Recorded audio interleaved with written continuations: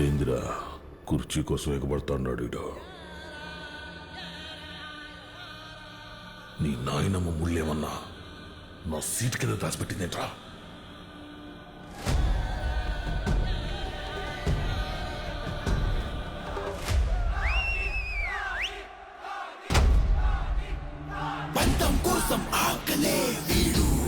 కలిసి మీతో మాట్లాడడానికి వచ్చాం. మా ప్రాబ్లం సాల్వ్ చేయండి సార్. మా బంగారు షాపుల జోలికి రాకండి సార్. మీరేమి చెప్తే అది చేస్తాం. మీ సొమ్ము భద్రతా బాధ్యత మాది. అందుకుగాను మీరు నెలకు కట్టవలసింది 2000 రూపాయల పన్ను. ఇది మా నాగేశ్వరరావు పన్ను.